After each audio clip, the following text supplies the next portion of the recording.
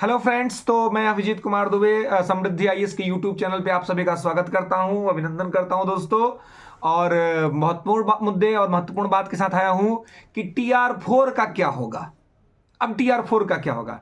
TR3 चल रहा था, बीच में ही रद्द हो गया।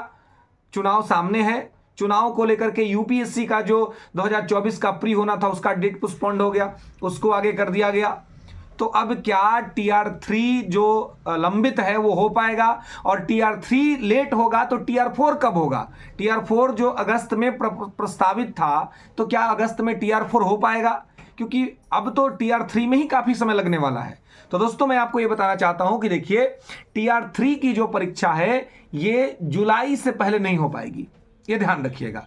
जुलाई से पहले TR3 की परीक्षा संपन्न नहीं हो पाएगी। TR3 जो है ये जुलाई तक, या मैं यूं कहूं कि अगस्त तक ही हो पाएगा। अब है कि तो TR4 की क्या संभावना है, TR4 कब तक होगा। तो TR4 जो प्री शेड्यूल है उस प्री शेड्यूल के मुताबिक अगस्त में होना है, लेकिन जब TR3 ही इतना लेट हो जाएगा तो सरकार के पास एक विकल्प ये हो सकता है कि TR3 और TR4 को साथ साथ करा ले अगस्त में, अगर वैकेंसीज रहेंगी बड़ी तो, और वो रहनी ही है क्योंकि TR3 तो हो नहीं पा रहा है। तो या तो TR3 और TR4 दोनों साथ में अगस्त में हो जाए, या फिर संभव है कि TR3 जो है ये आपको जुलाई में होगा और TR4 एक्सटेंड करके आगे जाएगा सितंबर अक्टूबर तक, या यूं कहें कि नवंबर तक जा सकता है। TR4 अगस्त में होने की जो संभावना है वो, अब चूंकि पेपर कैंसिल हो गया है तो बहुत कम है कि TR4 हो पाएगा अगस्त में। अगस्त में TR4 नहीं हो पाएगा। TR4 की संभावना आप मान के चलिए तो सितंबर अक्टूबर तक है, उससे पहले TR4 नहीं हो पाएगा। TR3 की ही प्रक्रिया जो पूरी तरह से कंप्लीट होते होते मुझे लगता है कि जुलाई और अगस्त का समय निकल जाएगा दोस्तों।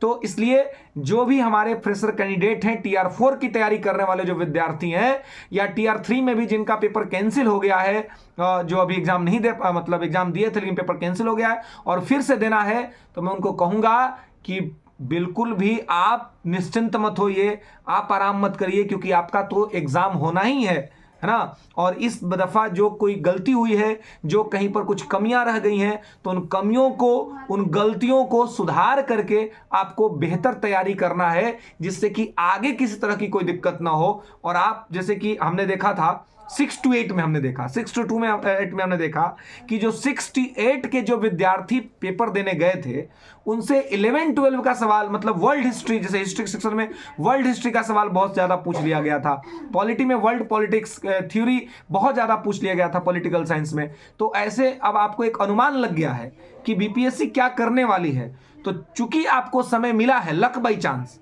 चांस आपको समय मिला है, तो इस लक बाई चांस समय को आप अपने एक अवसर के रूप में भुनाइए, और वो चीज जो चीज आप नहीं पढ़े थे और वहां से सवाल पूछ लिया गया, तो इस बार कोई कमी मत छोड़िए, क्योंकि 2-3 महीना तो आपको TR3 के लिए मिलना ही है। जुलाई तक में भी आपका TR3 होगा, तो इस बीच आप पूरी तरीके से एनसीईआरटी और एनसीईआरटी का प्रैक्टिस 6 to 12 पूरी एनसीईआरटी पढ़ लीजिए, क्योंकि इससे आपको क्या होगा कि फिर दूसरा कुछ ज्यादा करने का जरूरत नहीं पड़ेगा दोस्तों। तो ये जरूर आप कर लीजिए, ओके। और इसके साथ अपनी तैयारी को जारी रखिए, क्योंकि एंड ऑफ द टाइम आपको सिलेक्शन लेना है, और एग्जाम तो होगा ही, चाहे जब हो, एग्जाम तो आपको देना है और एग्जाम के बाद ही सिलेक्शन होना है। इसलिए पढ़ाई को कमजोर नहीं पड़ने देना है, पढ़ाई को ढीला नहीं छोड़ना है, पढ़ाई लगातार कंसिस्टेंसी के साथ चलते रहना चाहिए। धन्यवाद दोस्तों।